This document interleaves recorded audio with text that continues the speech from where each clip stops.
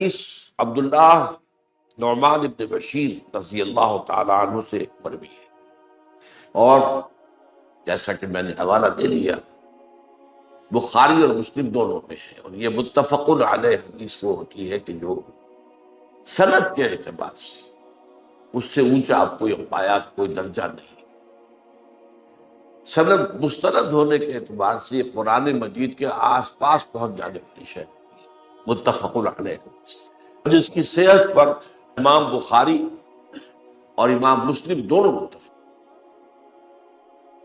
اب اس حدیث کا مضمون کیا ہے؟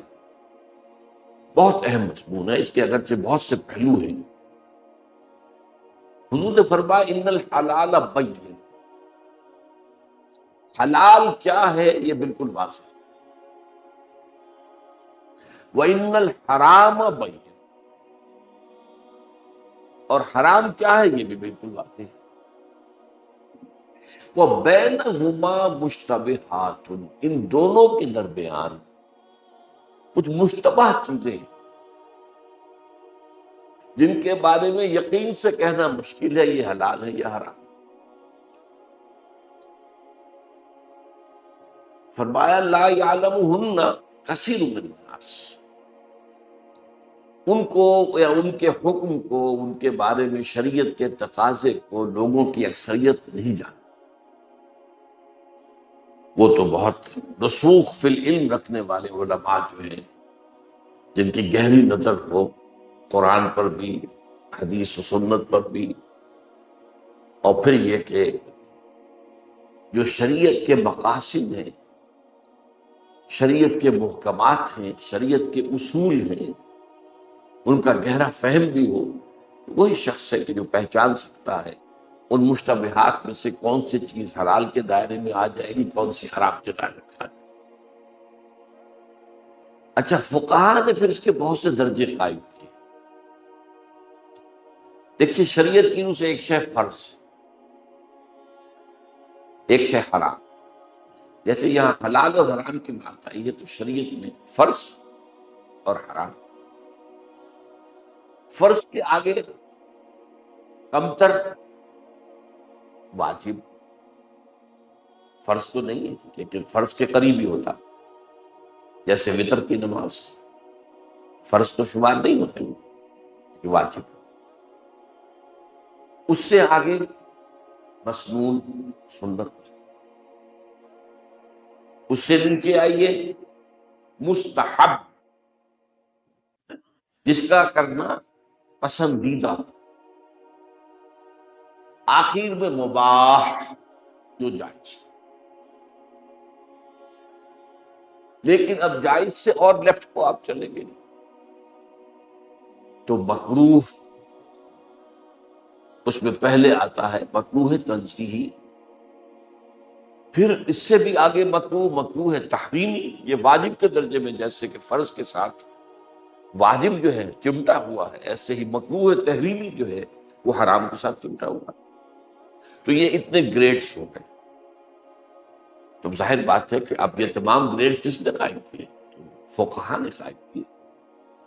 فقیہ کنہیں کہتے ہیں؟ تفقہ رکھنے والے، فہم رکھنے والے، سمجھ رکھنے والے، جس کے لیے شرائط میں نے آپ کے سامنے رکھی، قرآن مجید میں نگاہ ہو، پوری گہری نگاہ ہو، تدبر کیا ہو، غور و فکر کیا ہو، حدیث اور سنت کے اوپر جو ہے ان کی نظر ہو، پوری وسعت کے ساتھ ہو، پوری گہرائی کے ساتھ، شریعت کے اصل مقاصد کیا ہیں ان کو پہچانتے ہو۔ ایسا نہ ہو کہ کسی کم تر اہم اہمیت والی شے کو زیادہ قرار دیتے اور زیادہ والی کو کم تر قرار دیتے۔ وہ ریشو پروپورشن جو شریعت کے اندر ہے وہ واقع تو پہلے سمجھ میں آئے انسان۔ تو یہاں اصل میں جو بات کہی جا رہی ہے یہ اس کا ایک اخلاقی پہلو، ایک اس کا قانونی پہلو ہے، وہ میں بات کر رہا ہوں۔ حلال بالکل واضح، حرام بالکل واضح، بیچ میں مشتبہ۔ اب ان مشتبہات کے ضمن میں جو تقویٰ کا پہلو ہے وہ یہ ہے کہ ان سے بچو، بجائے اس کے کہ ان کو اختیار کرو۔ جب شبہ والی بات ہے کیوں اختیار کرو؟ شبہ والی بات ہے تو اس سے بچو۔ چنانچہ اسی ضمن میں حضور کی بڑی پیاری حدیث ہے، دع ما یریبک الی ما لا یریبک، جس چیز سے تمہیں اپنے دل میں کھٹک محسوس ہو کہ یہ ہو سکتا ہے کام غلط ہو، چھوڑو، اور وہ شے اختیار کرو کہ جس سے دل میں کوئی کھٹک نہیں۔ یہ ریب سے بنا ہے، ریب، شک۔ دع ما یریبک، جو چیز تمہارے اندر ریب کی شکل اختیار کرتے، دل میں خلش اور کھٹک ہو، اس کو چھوڑ دو۔ الی ما لا یریبک، اور اس چیز کو اختیار کر لو کہ جس سے دل کے اندر کوئی خلش، کوئی پریشانی، کوئی جو ہے تشویش پیدا ہو۔ اب یہاں ایک بہت اہم نکتہ، جس دل میں ایمان ہے وہ دل سب سے بڑا مفتی ہے۔ ایمان شرط لازم۔ چنانچہ ایک بڑی پیاری حدیث آپ کو ملتی ہے کہ بہت سے مواقع پر کوئی شخص حضور سے سوال کرتا تھا تو آپ فرماتے تھے استفت قلبک، اپنے دل سے پوچھ لو۔ بلکہ ایک حدیث میں ہے وَلَوْ أَفْتَاكَ الْمُفْتِي، دیکھو چاہے مفتی تمہیں فتویٰ دے دے کہ یہ جائز ہے، لیکن تمہارا دل کہے کہ نہیں، چھوڑ۔ یہ اللہ کا ایک مفتی تمہارے دل، اگر ایمان نہیں ہے تو بات اور ہے، وہ تو پھر اور ہی بات ہے۔ لیکن ظاہر بات ہے کہ یہ تشویش تو اسی کو ہوگی نا جس کے دل میں کچھ ایمان ہے۔ جیسے کہ منافق کے بارے میں اور مومن کے بارے میں حضور نے فرق بیان کیا کہ منافق کو بھی اپنے گناہ کا یا غلطی کا احساس ہوتا تو ہے، لیکن بس اتنا جتنا کسی کے ناک پر مکھی بیٹھی تھی اس نے ذرا ہاتھ سے اسے ہٹا دیا، بس اتنا احساس۔ اور جو مومن ہوتا ہے اس سے کوئی گناہ ہو جائے، کوئی غلطی ہو جائے تو اس کو ایسے محسوس ہوتا ہے جیسے وہ کسی پہاڑ تلے آ گئے، اتنا بوجھ اسے اپنی طبیعت پر محسوس ہوتا ہے کہ جیسے وہ کسی پہاڑ کے دامن میں ہے اور پہاڑ اس کے اوپر گرا کر۔ تو یہ اندرونی احساس کی بات ہے۔ تو جس کے دل میں تشویش پیدا ہو گئی گویا کہ وہ ایمان کی علامت ہے، تو اس سے فتویٰ لے سکتے۔ استفت قلبک وَلَوْ أَفْتَاكَ الْمُفْتِي، چاہے تمہیں مفتی جو ہے وہ فتویٰ دے دے۔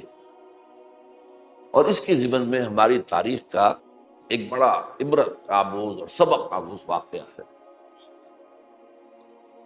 نور الدین زنگی رحمۃ اللہ علیہ، جس کے پھر بعد میں جانشین بنے ہیں صلاح الدین ایوبی، فاتح بیت المقدس، عیسائیوں کے تقریباً یہ سمجھیے کہ 88 برس کا جو قبضہ تھا یروشلم پر، اس سے اس کو واگزار کرانے والا مجاہد اعظم صلاح الدین ایوبی، وہ اسی کے ساتھیوں میں سے، فوجیوں میں سے تھا، نور الدین زنگی کی۔ نور الدین زنگی کا بیٹا بیمار ہو گیا، شدید بیمار ہو گیا، شدید بیمار ہو گیا، سارے علاج معالجے فیل۔ اب اطباء نے کہا کہ اب ان کی جان بچنے کا ایک ہی امکان ہے کہ شراب۔ اس سے کہا کہ اس نے کہا معاذ اللہ، حرام چیز میں کیوں استعمال کروں؟ کہ لذی فتویٰ ہے علماء کا کہ جان بچانے کے لیے حرام چیز استعمال کی جا سکتی۔ بگوایا فتویٰ، فرض کیجئے کہ وہ حنفی مفتی کا ہو سکتا ہے دوسروں کے نزدیک نہ ہو، مالکی مفتی کا فتویٰ بھی آ گیا، شافعی کا بھی آ گیا، حنبلی کا، سب نے کہہ دیا جائز۔ اب اس اللہ کے بندے نے چاروں کو بلا لیا، دیکھیے یہ شہزادہ، اور زندگی کس کو حسین نہیں، لیکن تقویٰ کی یہ مثالیں ہمارے بادشاہوں میں بھی نہیں ہیں۔ اب ظاہر بات ہے یہ خلفاء نہیں تھے، خلفاء راشدین تو یہ نہیں تھے، اس پائے کے لوگ تو نہیں تھے، بادشاہ تھے۔ لیکن ہمارے ہاں بادشاہوں میں ہندوستان میں 2 عظیم ایسے بادشاہ ہوئے، اورنگزیب، عالمگیر۔ خزانے سے ایک پیسہ نہیں کھانا، تو وہ تو امانت ہے، ٹوپیاں بنا بنا کر بیچ رہا ہے عالمگیر شہنشاہ ہند۔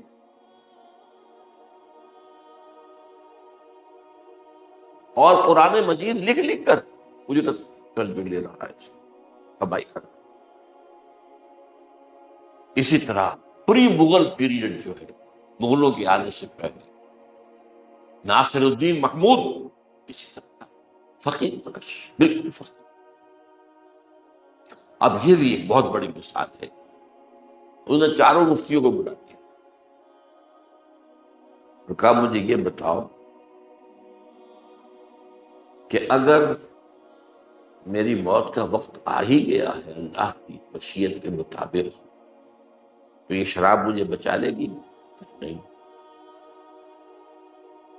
اور اگر اللہ مجھے صحت دینا چاہے تو کیا وہ شراب کا محتاج ہے؟ کہ نہیں۔ تو اٹھاؤ، دفاع ہو جاؤ، لے جاؤ اپنے فتوی۔ اس اللہ کے بندے نے جان دے دی، شراب نے پی۔ تو یہ ہے تقویٰ۔ تو تقویٰ کا پہلو یہ ہے کہ جو مشتبہات ہوں ان سے بچ، بجائے اس کے کہ ان میں ملوث ہو جائے۔ البتہ قانون یہ نہیں، قانون یہ ہے کہ جس شے کی حرمت ثابت نہیں ہے، یعنی یہ نہیں ہے قانون کہ صرف وہ شے حلال ہوگی جس کی حلت ثابت ہو جائے۔ اگر ایسا ہوتا تو حلال کا دائرہ بہت محدود ہو جائے۔ ہر شے کی حلت کے لاؤ کتاب اللہ سے کوئی آیت نہیں، حدیث لاؤ۔ تو قانون کا معاملہ اس کے برعکس میں نے آپ کو بتایا، جس شے کی حرمت ثابت نہیں ہے کتاب و سنت سے، وہ حلال ہے، وہ مباح کرتے ہیں اس کو، مباح، پرمیسیبل، مباح، پرمیسیبل، جس شے کی حرمت ثابت۔ یہ نہیں ہے کہ جس شے کی حلت ثابت نہیں وہ حرام۔ اس اصول کے تحت ہمارے ہاں مباحات کا دائرہ بہت وسیع، بہت وسیع، قانونی سطح۔ اور یہ ایک اہم مسئلہ آپ کو میں بتا رہا ہوں، ویسے تو یہ تقدیر مبرم ہے، دنیا میں دوبارہ خلافت کا نظام قائم ہوگا اور وہ عالمی ہوگا۔ یہ تو دی ہوئی خبریں ہیں حضور صلی اللہ علیہ وسلم کی، جن کے بارے میں کسی شک و شبے کی گنجائش نہیں۔ البتہ اس سے پہلے کیا ہونا ہے، ہمیں ہماری شامت اعمال کس کس شکل میں ہمیں اب بھگتنی ہے، یہ دوسری بات ہے۔ اللہ کے عذاب کے کوڑے کیسے کیسے برسنے ہیں۔ ہم پاکستانیوں پر ایک کوڑا 1971 میں برسا تھا، اب کون سا کوڑا آنے والا ہے یہ میں نہیں کہہ سکتا، اس لیے کہ مستحق نہیں۔ ہم نے اللہ سے بے وفائی کی، وعدہ خلافی کی، ہم نے تو دعائیں مانگ مانگ کے اللہ سے یہ ملک دیا تھا، اللہ ہمیں انگریز اور ہندو کی دوہری غلامی سے نجات دے دے تو ہم تیرے دین کا بول بالا کرتے۔ کہاں کیا؟ محل بنتے ہیں ہم نے، کئی کئی کروڑ روپے کی ایک کوٹھی جو ہے آپ ڈیفنس میں مل جائے گی۔ ڈیفنس میں کیا، آپ یہاں چلے جائیے جوہر ٹاؤن کے ہر جگہ معلوم ہو کہ جنتی جنت ہے پاکستان، تو شاید یہاں پر تو کوئی غربت کا کوئی سوال ہی پیدا نہیں۔ یہ تو کیا، یہ کوئی اصلاح کر رہا ہے۔ تو وہ سزائیں کیا کیا آنی ہے یہ ایک علیحدہ بات ہے، اس پر تو میری ایک کتاب جو ہے سابقہ اور موجودہ مسلمان امتوں کا ماضی، حال اور مستقبل، یہ بہت آئی اوپنر کتاب ہے، زیادہ تر پڑھی نہیں ہے، ضرور پڑھیے اسے۔ مستقبل کی جھلک کیا ہے، ہمارا ماضی کیا ہے، مستقبل کیا ہے۔ بدقسمتی سے آج کا انسان حال میں پھنسا، میرا آج کا مسئلہ، میرے اس وقت کے مسائل، میرے اس وقت کے معاملات، میرے اس میں لٹا پی 24 گھنٹے دن رات فکر ہے تو غور سوچ، نہ ماضی سے دلچسپی ہے۔ میری ایک ہابی سی ہے، مجھ سے کوئی نیا ملاقاتی آئے تو میں اس کا پس منظر جاننے کی کوشش کرتا ہوں، یہ تو سمجھ میں آ جاتا ہے یہ شخص جو ہے مہاجر ہے، یہ جمنا پار کا ہے، ہاں جی ہاں ہم یو پی سے، بھائی کس جگہ سے، یہ نہیں پتہ، نہیں اتنی دلچسپی نہیں ہے۔ کہ میرا باپ کہاں سے آیا تھا یا میرا دادا کہاں سے آیا. ماضی سے اتنی عدم دلچسپی ہو چکی ہے تو اس سے آگے تاریخ آپ کہاں پڑھیں گے؟ 1000 سالہ تاریخ ہندوستان میں مسلمانوں کی ہے. کیا کیا اونچ نیچ آئے ہیں اس پہ، کیا کچھ شیب و فراز آئے ہیں، ان میں کیا کیا خیر کا پہلو تھا، کیا کیا شر کے پہلو تھے، یہ جاننا ضروری ہے. اسی طرح مستقبل سے کوئی بحث نہیں. کل کی روٹی کی فکر ہے، اس سے آگے کی بات نہیں. اپنی ترقیات کی، اپنے کاروبار میں، اپنے پروفیشن میں، اپنی ملازمت کی طرف اس کی فکر ہے بس. سردار بہرحال میں کہہ رہا تھا کہ یہ تو یقینی ہے قیامت سے قبل پوری دنیا میں نظام خلافت علی منہاج نبوت قائم. ایک مسئلہ یہ پیدا ہوتا ہے، عام طور پر خیال یہ ہے کہ بس جب اسلامی ریاست قائم ہوگی تو فقہ تو مرتب ہے ہی ہے، بس نافذ کر دی جائے گی. یہ بڑی ناسمجھی کی بات. اچھا اول تو سوال پیدا ہوگا کون سی فقہ نافذ کرو گے جی؟ حنفی کرو گے، شافعی کرو گے، مالکی کرو گے؟ شیعہ کہتے ہیں جعفری کرو. اور انہوں نے ظاہر بات ہے ایران میں خون دے کر، جانیں دے کر انقلاب برپا کیا، بادشاہ کو بھگایا، تو اب ان کی جو ہے وہ جعفری فقہ اب نظام ہے. تو پہلی بات تو یہ پاکستان جو سوال پیدا ہوتا ہے وہاں تو یہ ہے کہ سنی بہت معمولی سی اقلیت کے اندر ہے، اور مین لینڈ میں سنی ہے ہی نہیں. مین لینڈ جو ہے درمیان کا دائرہ ایران کا، اس میں سنی کا وجود ہی نہیں. جنوب مشرق میں کچھ بلوچ ہیں سنی، جنوب مغرب میں کچھ عرب ہیں سنی، اہواز کا صوبہ کہلاتا ہے خلیج کے ساتھ ساتھ. شمال مغرب میں کرد ہیں سنی، شمال مشرق میں کچھ افغان یا ترک سنی، ترکستان سے ملتا ہوا علاقہ. مین لینڈ ایران از 100% شیعہ. انہوں نے شیعہ ہے. آپ کون سا کریں گے؟ آپ کے ہاں تو شیعہ سنی یوں ہیں. کراچی میں فلیٹس، یہاں بھی فلیٹس ہیں، اوپر سنی نیچے شیعہ، نیچے سنی اوپر شیعہ، دائیں سنی بائیں شیعہ. اور دوسرا یہ ہے کہ یہ فقہ مرتب ہوئی تھی 1000 سال پہلے. وقت کے دریا میں بہت پانی بہ چکا، بہت سے مسائل پیدا ہو چکے، وہ ان فقوں میں نہیں ہے. اور بدقسمتی سے ہمارے علماء نے اجتہاد کا دروازہ بند کر دیا. شیعوں نے کھلا رکھا اجتہاد کا، ان کے ہاں مجتہد کہلاتے ہیں علماء جو ہے. آیت اللہ مجتہد، پھر ان کے ہاں مرجع، مراجع جو آخری اتھارٹی سمجھے جائے. اسی لیے آیت اللہ خمینی نے ولایت الفقیہ، گورنمنٹ بائی دی فقہا، they have the right to rule. آج یہ ایران کے اندر ہے. اگرچہ انتخابات ہوتے ہیں لیکن انتخابات میں کون حصہ لے سکتا ہے کون نہیں لے سکتا، وہ شورا بزرگان جو ہے علماء بیٹھے ہوئے وہ کہہ جاؤ تم نہیں لے سکتے، دفاع. اور آپ کو معلوم ہے جو پہلا صدر بنا تھا ایران کا ریولوشن کے بعد، بنی صدر نام اس کا تھا. جب بنی صدر بنے تو شاید 99% ووٹ تھے. آیت اللہ خمینی نے کان پکڑ کے نکال دیا تو وہاں حکومت کے علماء کی. یہ تھیوکریسی ہے اس دور کے، اس کی بڑی نمایاں مثال. تو اصل میں اس دور میں اللہ کرے کہ پاکستان اللہ قبول کر لے، ہمیں توبہ کی توفیق عطا فرما دے، اگرچہ آثار کوئی نہیں. تو یہاں پر کیا ہوگا؟ کیا کوئی نئی لیجسلیشن نہیں ہوگی؟ قانون سازی ہوگی، اثر نو ہوگی.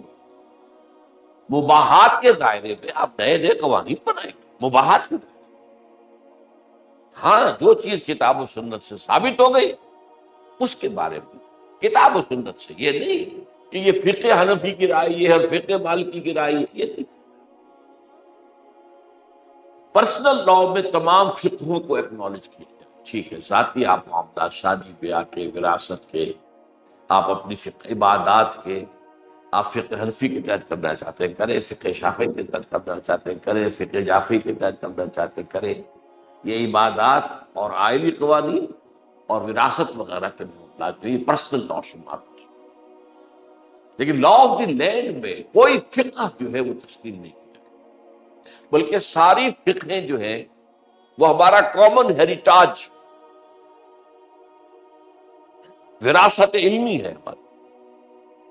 امام ابو حنیفہ نے یہ کہا، امام مالک نے یہ کہا، امام شافعی نے یہ کہا، امام احمد بن حنبل نے یہ کہا، امام ابن تیمیہ نے یہ کہا، امام جعفر صادق نے یہ کہا۔ اوکے، یہ تو ہمارے پاس بڑا براڈ اسپیکٹرم آ گیا، یہ تو ہمارے پاس علم کا خزانہ آ گیا۔ ان سب کی روشنی میں جیسا کہ آپ کو معلوم ہے کہ عدالتوں کے اندر پریسیڈنٹس پیش کیے جاتے ہیں۔ وہ مقدمہ آپ کے یہاں سپریم کورٹ میں ہے تو کہیں سے نکال کر لائیں گے، پریوی کونسل برطانیہ کی فلاں سن میں فلاں مقدمے میں اس نے یہ فیصلہ لیا۔ یہ پریسیڈنٹس ہوتے ہیں اور یہ بھی ان کی بڑی اہمیت ہوتی ہے، فیصلے کے اعتبار سے ان کو فیصلہ کن اہمیت حاصل۔ تو یہ ہمارے پریسیڈنٹس ہیں کہ انہوں نے یہ کہا، امام مالک کی یہ رائے ہے، امام شافعی کی یہ رائے۔ تو اس حوالے سے میں کہہ رہا تھا کہ یہ الحلال بین والحرام بین بینہما شبہہ، تقویٰ کا تقاضا وہ ہے جو اس حدیث میں آ رہا، شبہات سے بچو۔ پرسنل لیول پر در حقیقت اس حدیث کا اطلاق ہو، لیکن لیگل پہلو اس کے بالکل برعکس، جو شے حرام ثابت نہ کی جا سکے کتاب و سنت کے دلائل اور نصوص سے، وہ جائز ہے، وہ دو بات، اس میں آپ پک اینڈ چوز کر سکتے ہیں، قانون بنا سکتے ہیں، اس میں آپ میجورٹی کا کی گنتی سے بھی قانون بنا سکتے ہیں، کوئی حرج نہیں ہے۔ بھائی دو پرمیسیبل چیزوں میں سے ایک کو چوز کرنا ہے نا، تو نو ہار، ریفرینڈم ووٹ کاؤنٹ کرنے کو حرج نہیں ہے۔ شاید سے مثال میں دیا کرتا ہوں کہ آپ کو اپنے گھر میں فرض کیجئے آج کل دعوت افطار کا کوئی اہتمام کرنا، اب اس میں ڈرنک کیا پیش کی، ایک چیز ختم، شراب باہر، کتاب و سنت کی روح سے آرام۔ اب سیون اپ رکھا جائے یا کوئی جو ہے روح افزا شربت رکھا جائے یا کوئی اور چیز رکھی جائے، اب یہ سب مباح ہے۔ اس کا فیصلہ جو ہے وہ کاؤنٹنگ ووٹ سے بھی ہو جائے تو کون سا حرج کی بات ہے؟ جدھر زیادہ رائے تو بھائی طے کر دیجیے، اس لیے یہ بھی حالات ہو گیا۔ تو یہ دو پہلو جو ہیں سامنے رکھیے کہ ایک ہے تقویٰ کا پہلو کہ جو مشتبہات جن کے بارے میں تیقن کے ساتھ کہنا مشکل ہے کہ یہ حلال ہے یا حرام ہے، اس سے بچو، وہ اس حدیث کا موضوع ہے۔ فَمَنِ اتَّقَى الشُّبُهَاتِ إِنَّ الْحَلَالَ بَيِّنٌ وَإِنَّ الْحَرَامَ بَيِّنٌ وَبَيْنَهُمَا أُمُورٌ مُشْتَبِهَاتٌ لَا يَعْلَمُهُنَّ كَثِيرٌ مِّنَ النَّاسِ فَمَنِ اتَّقَى الشُّبُهَاتِ، تو جو شخص ان مشتبہ چیزوں سے بچ گیا، تقویٰ، فقط استبرأ، تو اس نے تو برات حاصل کر لی، فقط استبرأ، تو جو بھی مشتبہ چیزوں سے بچ جائے گا وہ گویا کہ اپنے دین اور اپنی عزت کو محفوظ کر، یہ انفرادی سطح پر تقویٰ کا درس ہے۔ تقویٰ یہی ہے کہ جو چیز بھی مشتبہ ہے اس مشتبہ چیز کو آپ ترک کرتے، اس کو اختیار نہ کرتے۔ وَمَنْ وَقَعَ فِي الشُّبُهَاتِ وَقَعَ فِي الْحَرَامِ، جو ان مشتبہ چیزوں کے اندر پڑ گیا وہ حرام میں بھی پڑ گیا۔ اس کا اندیشہ ہے کہ ابھی تو یہ بڑی مشتبہ سی بات تھی، جس کا مسئلہ تھا، آگے بڑھ کر جو ہے آدمی کے اندر وہ پھر بڑھتی ہے، انسان کی نفسانیت جو ہے، حیوانیت، بہیمیت، اس کے نفسانی تقاضے پھر آہستہ آہستہ فَسَنُيَسِّرُهُ لِلْعُسْرَىٰ وہ ادھر لے جاتے ہیں، تو پھر حرام تک بھی، جسے آپ پنجابی میں کہتے ہیں جھاکا کھل جائے گا، جھجک جو ہوتی ہے وہ ختم اگر ہو گئی تو پھر گویا کہ اس کا اندیشہ ہے کہ مشتبہ امور کو استعمال کرتے کرتے کرتے کرتے آپ حرام کے اندر بھی مار جائیں۔ اب پھر مثال کی ہے، کر رائی یرعا حول الحما یوشک ان یرتع فی، حما کہتے ہیں محفوظ چراگاہ، مطلب یہ کہ یا تو کوئی بادشاہ ہے، اس نے اپنے حیوانات کے لیے، اس کے ہاں بھی بھینسیں ہیں، گائیں ہیں، بھیڑیں ہیں، بکریاں ہیں، اونٹ ہیں، گھوڑے ہیں، ان کے لیے ایک خاص علاقہ اپنے لیے محفوظ کرتے ہیں کہ یہاں صرف جو شاہی جو جانور ہیں وہ چلیں گے، ان میں سے پبلک کا کوئی انسان جو ہے، اس کا کوئی جانور جو ہے یہاں داخل نہیں، اسے کہتے ہیں حرم۔ اسی طرح جاگیردار بڑے بڑے کر سکتے تھے، کرتے تھے، باقی چرواہے دوسری جگہ جائیں، اپنی بھیڑیں بکریاں اپنے ریوڑ لے کر چرائیں، یہاں نہ داخل کر راعی یرعا حول الحما، اس چرواہے کے مانند کہ جو کسی محفوظ یا مخصوص چراگاہ کے قریب، حول اس کے گرد اپنا ریوڑ چرا رہا ہے، یوشک ان یرتع فی، تو اس کا اندیشہ ہے، شک ہے، خطرہ ہے کہ وہ جو ریوڑ ہے وہ گھس جائے حما کے اندر، وہاں چلنے لگے تو شاہی مجرم ہو جائے گا کہ نہیں، پکڑ ہو جائے گی کہ نہیں، لہذا دور رہو، جس سے آپ انگریزی میں کہتے ہیں keep at a safe distance, ذرا اپنے آپ کو فاصلے پر، یہ نہ ہو کہ آپ عین بالکل حرام کی سرحد پر پہنچ جائیں، تو اگر سرحد پر پہنچ گئے تو کسی وقت ہو سکتا ہے کہ آپ اس کو کراس کر جائیں۔ اسی وجہ سے آپ دیکھیے قرآن مجید میں زنا کا معاملہ، اچھا یہ کہیں نہیں آیا قرآن میں لا تزنوا، زنا نہ کرو، یہ بھی کہیں نہیں آیا کہ تم پر زنا حرام کیا گیا، جیسے کہ ہمارے یہاں ایک دانشور ہیں، وہ کہتے ہیں شراب کے لیے حرام کیا لکھا ہے قرآن؟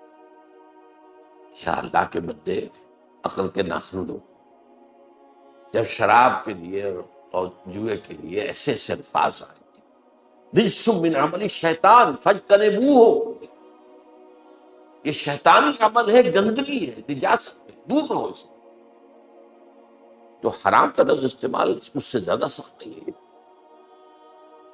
اور جہاں پھر آتا ہے فہل انتم منتہون، بعد آتے ہو کہ نہیں آتے، اور یہ انداز کیوں ہے غصے کا؟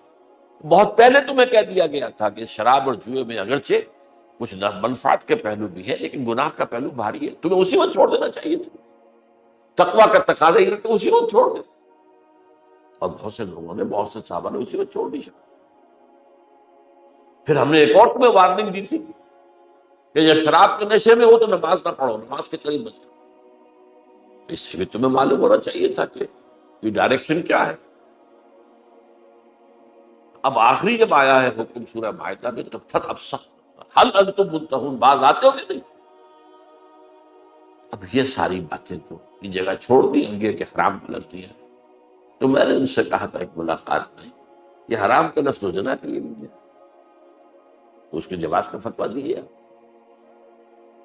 لیکن الفاظ کیا، لا تقربوا الزنا، زنا آپ کے قریب بھی نہ پہنچو، یعنی زنا تک جانا تو بہت دور کی بات، keep at a safe distance. یہ سارا جو ہمارا آئینی نظام ہے، پردہ ہے، سیگریگیشن آف سیکسز ہے، مخلوط معاشرہ نہ ہو، لڑکوں کے کالج علیحدہ ہوں، لڑکیوں کے علیحدہ ہوں، لڑکوں کی یونیورسٹی علیحدہ ہو، لڑکیوں کی علیحدہ، عورتوں کے اسپتال علیحدہ ہوں، عورتیں مریض، عورت ڈاکٹر، عورت نرس، مردوں کے ہسپتالوں تو مرد مریض، مرد ڈاکٹر، مرد نرس ہونے چاہیے، عورت نہیں ہونی چاہیے، یہ شریعت کے خلاف۔ اور پھر جو کچھ ہوتا ہے وہاں سب کو معلوم، کون نہیں جانتا، آگ اور پانی کا میل، نائٹ ڈیوٹی پر ڈاکٹر بھی ہے، نرس بھی ہے، نائٹ ڈیوٹی،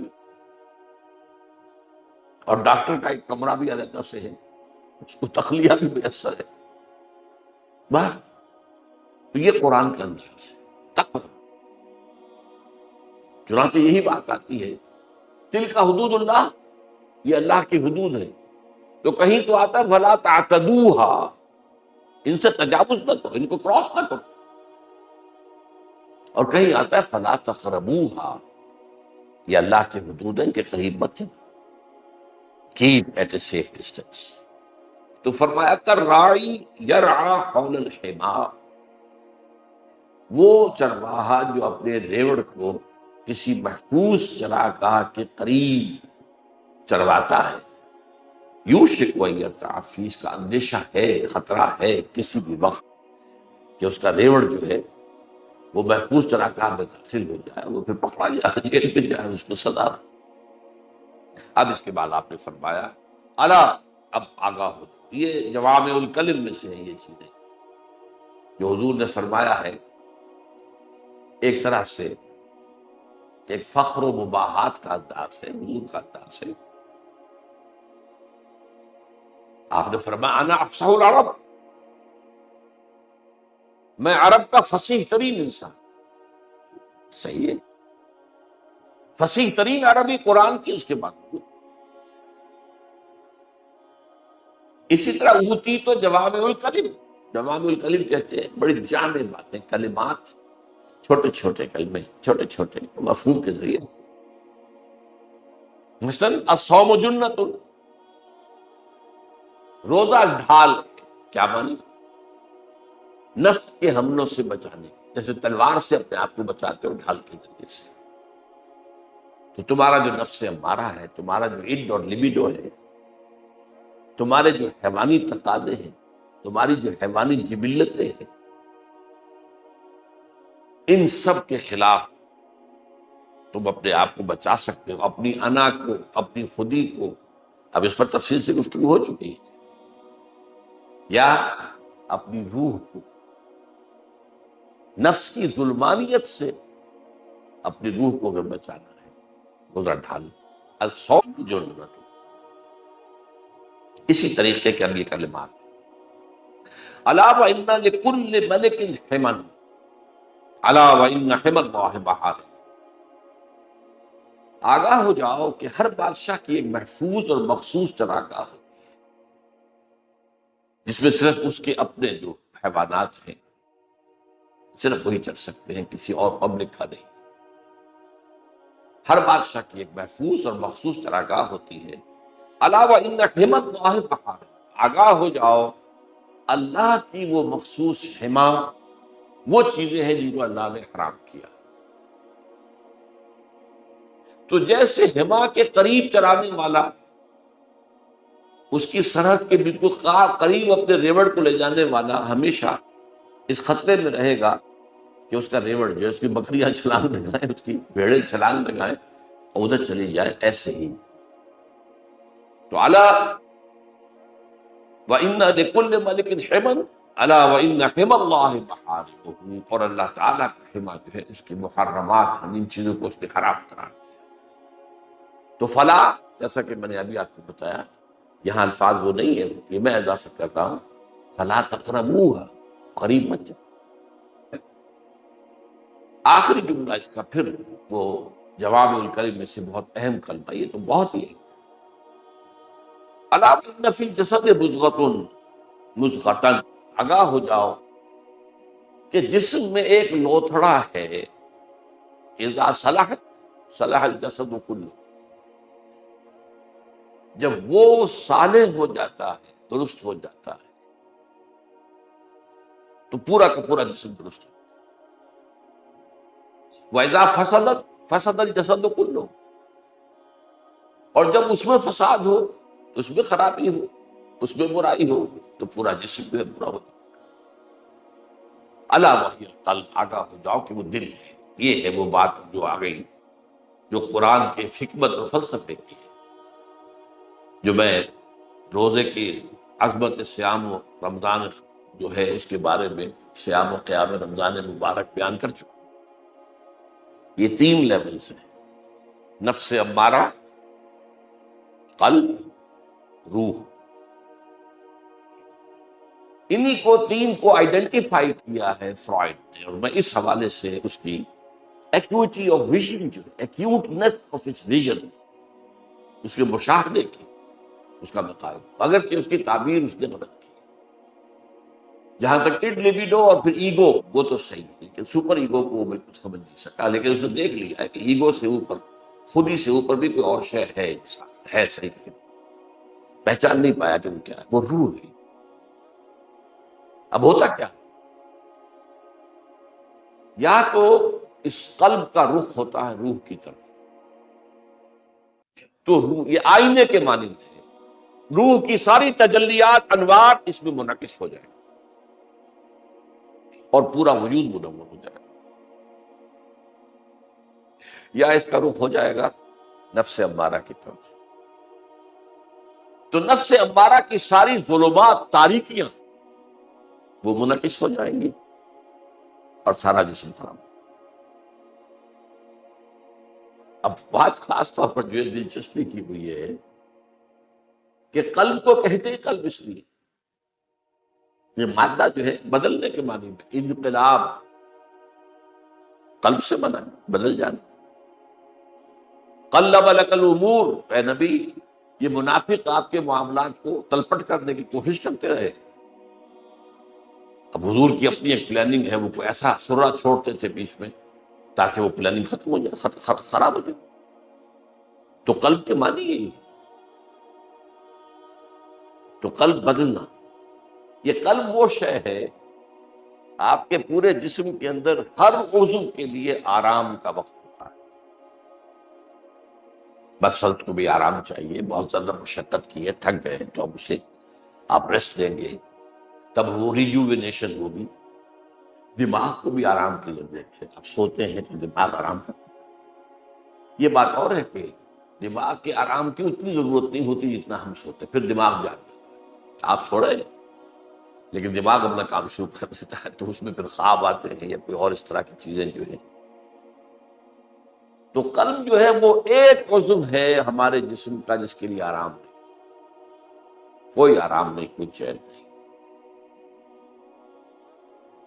نہ ایک حالت میں ہے، پھیل رہا ہے سکڑ رہا ہے، پھیل رہا ہے پھیل رہا ہے۔ تو یہ تو ایک کیفیت ہے نا اس کی جو کہ فزیولوجیکل ہے، اور ایک یہ ہے کہ یہ دل ڈاواڈول رہتا ہے۔ اگر یہ دل یکسو ہو کر روح کی طرف ہو جائے تو اس کیفیت کا نام ہے نفس مطمئنہ۔ یا ایتھا النفس المطمئنہ ارجعی الی ربک راضیۃ مرضیہ فادخلی فی عبادی وادخلی جنتی۔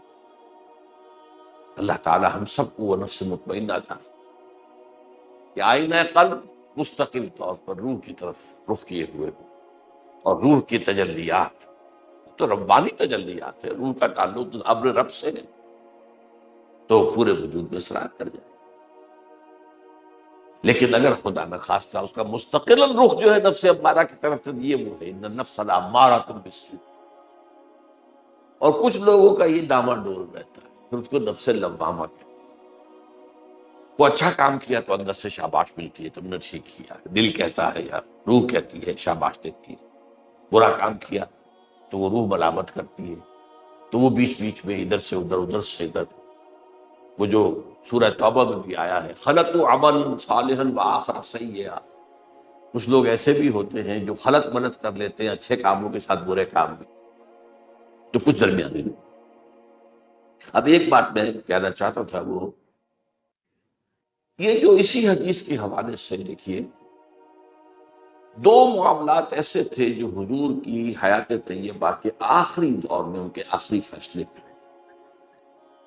اور اس زمانے میں آپ کو ہمارے کمیونیکیشن چینلز تو کوئی تھے نہیں، کوئی ٹیلی ویژن پر اعلان ہو جائے کہ آج سے یہ ہو گیا، پورے ملک میں پہنچ جائے۔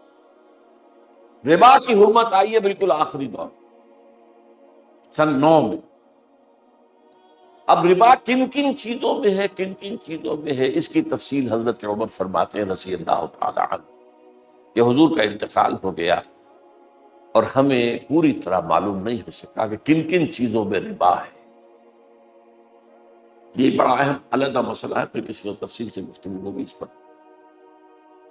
تو آپ نے پھر اسی حدیث کے مطابق سمجھ یہ فرمایا فَدَعُوا الرِّبَا وَالرِّيبَا، تو دیکھو تم سود کو بھی چھوڑ دو، اور جس میں سود کی کچھ شک بھی پیدا ہو جائے، صبح بھی پیدا ہو جائے کہ اس میں سودی معاملہ چھوڑو، جیسے کہ یہاں آیا فَمَنِ اتَّقَى الشُّبُهَاتِ فَقَدِ اسْتَبْرَأَ لِدِينِهِ وَعِرْضِهِ، جو وہ مشتبہ چیزوں سے، مشتبہات سے اپنے آپ کو بچا لے گیا، اس نے اپنا دین بھی محفوظ کر لیا، عزت بھی محفوظ کر لیا۔ ہمارے ہاں برعکس ہو رہا، یہ بینکنگ ہے یہودیوں کے ذہن کی پیداوار ہے، بدماش ترین ذہن کی پیداوار ہے۔ اقبال کہتا ہے ای بنوک ای فکر چالاک یہود، بنوک بینک کی جمع، یہ بینک جو ہے یہ تو یارانہ فکر جو ہے یہودیوں کی، اس کی پیداوار ہے۔